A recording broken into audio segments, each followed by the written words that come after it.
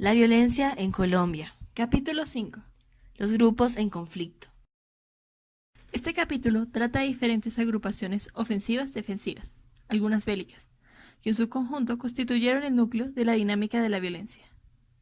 Estas son la comunidad desplazada, la guerrilla, el comando, la cuadrilla, los pájaros y otros grupos de coacción, incluyendo al del bloqueo al intelectual, los llamados fleteros y la cofradía de mayordomos. Sin embargo, su comprensión depende del factor que los reúne a todos, el elemento humano. Los jefes de las agrupaciones y sus seguidores tenían una constante en su perfil. Estaban entre los 14 y los 35 años de edad y se ubicaban en la faena agrícola o ganadera. La mayoría no sabía leer ni escribir, al mismo tiempo que casi todos pertenecían a la tipología mestiza y eran católicos.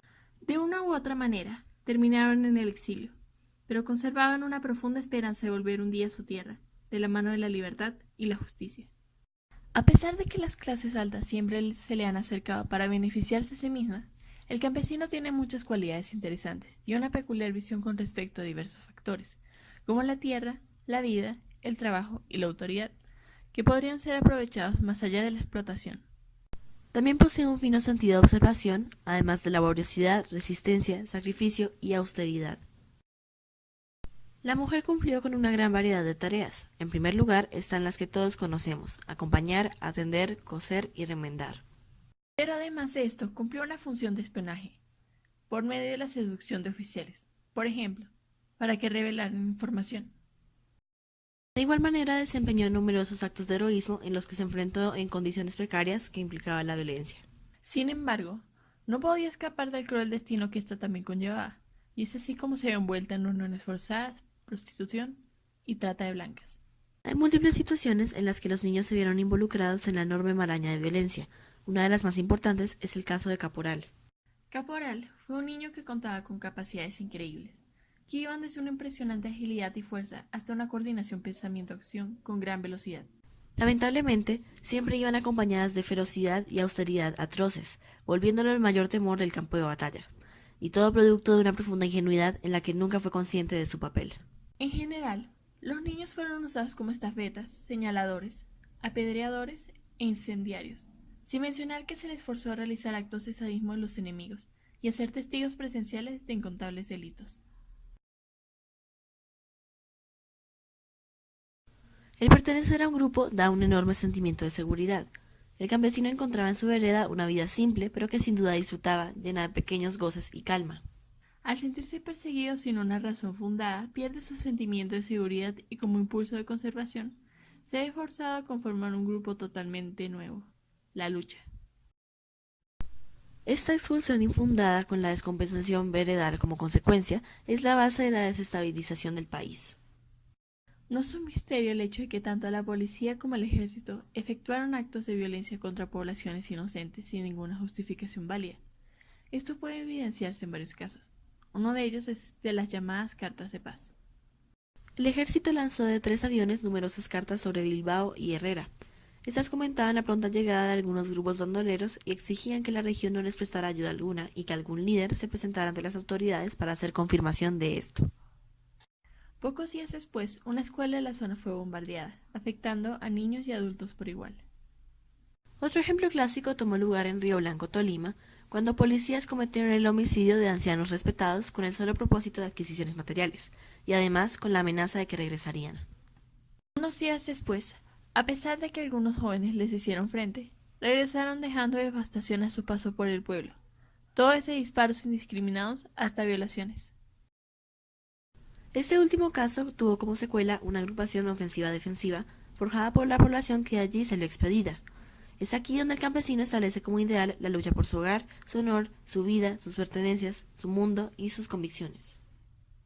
En varias regiones del país hubo iniciativas para legalizar los grupos errantes, basándose en el apoyo y la aprobación del pueblo. Ejemplo de esto es el caso de Topaipí, en el que suscitaron a José Antonio Galán en su participación en la insurrección de los comuneros. Al consolidarse esos grupos, hubo varias constantes relacionadas con la creación de autoridades propias, la comunidad organizada como propósito, el control social y de la voluntad colectiva, entre otros. Además, se hizo énfasis en la justicia, logrando eliminar el robo y otros crímenes. Así sucedió en Tolima, Meta, Herrera, Planadas y Somapas, por ejemplo. La coyuntura de la violencia de 1949 fue aprovechada por el comunismo, realizando esfuerzos por capitalizar la guerrilla y hacerla más moderna, asegurando el control absoluto del movimiento campesino y monetizando el conflicto. De hecho, los comunistas reclaman la paternidad de las guerrillas, haciendo alusión a que muchas veces colaboraron de manera decisiva con estas agrupaciones, como la realización de diversas juntas y conferencias determinantes, y más que todo a través de la creación de la Junta Nacional de Coordinación, organización que arreglaría estas formas de colaboración. Al acoplarse los comunistas con los guerrilleros, los primeros establecieron las normas organizativas de las fuerzas guerrilleras. Su mayor principio declaraba la lucha en pro de la liberación nacional y social del pueblo colombiano. También determinaba que la adhesión a las guerrillas debía ser voluntaria, pero que implicaba un fuerte compromiso con la disciplina militar férrea.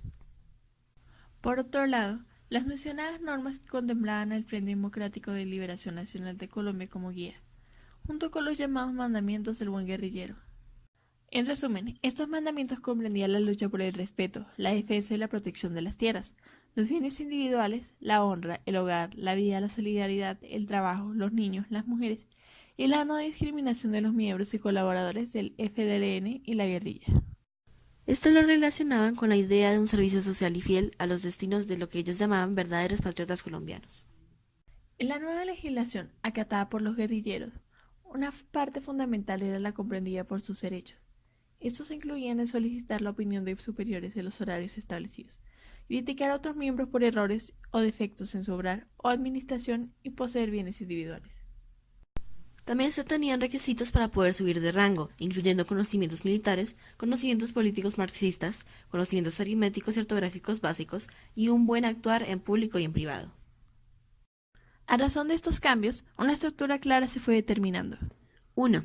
La guerrilla o escuadra, compuesta de 3 a 9 combatientes bajo el mando de un cabo primero. 2. La sección, compuesta de 3 a 5 guerrillas bajo el mando de un teniente. 3. La compañía, integrada de 3 a 5 secciones al mando de un capitán. 4. La agrupación guerrillera, 5 compañías al mando de un mayor. Y 5. La división guerrillera, 5 agrupaciones al mando de un coronel o un general. El principal objetivo de estas reglas y estructuraciones era acomodar la agrupación a lo determinado en congresos comunistas previos, y pasado un tiempo, los guerrilleros liberales se percataron de eso. Decidieron rebelarse contra sus domesticadores, pero terminó en muchas víctimas. Asimismo, los guerrilleros liberales pasaron a conocerse como los limpios y los comunistas como los comunes, divididos por un odio enorme. Ambas divisiones tuvieron múltiples disputas haciendo uso principal de cartas, insultos y difamación. En las guerrillas, otro factor recurrente fue el comando guerrillero, un ente interno con varias funciones: planear, juzgar, pactar, castigar y adoctrinar, además de designar las armas, los jefes y los grados. Ejemplos de estos comandos fueron el Comando de las Fuerzas Revolucionarias de los Llanos Orientales, el Comando de las Fuerzas Revolucionarias del Sur del Tolima, el Comando de las Fuerzas de Autodefensa de Gaitania y el Comando de Anorí.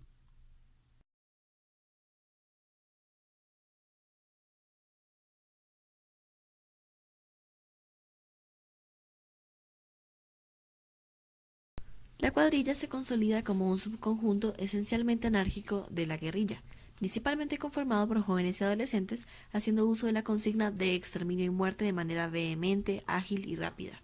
Tenían un sistema de infiltración interesante y perfeccionado valiéndose de 3 figuras fundamentales: el observador, el aguantador y el señalador. El primero de ellos actuaba de informante, instalándose en la población donde el daño sería producido y reportando datos específicos que incluían el itinerario de muerte a seguir. El segundo estaba a cargo de suministrar todo lo que se pudiese necesitar en la operación. También exigía colaboración de las autoridades locales e individuos pudientes, a cambio de su vida y haciendas. El último se encargaba de señalar a su criterio y de manera indiscriminada quiénes serían las víctimas, de dirigir la última fase del genocidio. La idea de los pájaros nace en el occidente de Caldas y es perfeccionada en el Valle del Cauca. A pesar de iniciar como una especie de réplica de la guerrilla, se consolida como lo que podría llamarse una agrupación de sicarios. Algunos lo han descrito como un Ku Klux Klan criollo. En un principio, asesinaron a dueños de haciendas cuya cosecha les daría fondos monetarios y a aquellos simpatizantes de la revolución. Luego pasaron a tomar trabajos a manos del sectarismo, en que asesinaron a numerosos líderes de comités y congresos, en su mayoría liberales, y contaban con la anuencia de las autoridades. Entre los más famosos están el cóndor, el pájaro azul y el pájaro verde. Son incontables las muertes que ocasionaron. Sin embargo, uno de los episodios más destacables corresponde a aquel del río Cauca. Tras capturar a sus víctimas en el día, Algunas eran asesinadas por medio de la tortura y las que sobrevivían eran sacrificadas como las reses. Posteriormente las llevaban al puente del mencionado río, les abrían el vientre para llenarlo de piedras y las lanzaban al agua. Los profesionales fueron los objetivos del bloqueo económico al intelectual. Se les vigilaba constantemente y se les sitiaba de modo que perdían su clientela y el dinamismo de su comercio, al igual que se limitaban sus contratos. La coacción de los fleteros hacía alusión a la violencia remunerada. Consistía en una estrategia para obtener beneficios económicos de manera fácil y rápida. Los fleteros contrataban sicarios y otros personajes que harían uso de la amenaza, los anónimos, el exilio y el homicidio para deshacerse de los propietarios objetivo. En Quindío, la cofradía de mayordomos fue recurrente. Un mayordomo se presentaría en la puerta de un propietario ofreciendo sus servicios. Posteriormente, dicho dueño se vería obligado a firmar un contrato y mantener silencio para salvar su vida. Es así como se volvería un prisionero disimulado. Otro miembro de la coacción luego se encargaría de robar los bienes de la propiedad para repartirlos con el mayordomo de esa casa. El favor luego se volvería de la misma manera. Para finalizar, con el dominio y auge de las guerrillas en medio país, surgen nuevos conceptos y nombramientos para liberales y sus relacionados. Collarejo se le empieza a llamar al liberal raso. Pate amarillo se le empieza a llamar al que tenga trato o relación con los liberales. Con esto concluye lo abarcado en el capítulo 5 de la violencia en Colombia.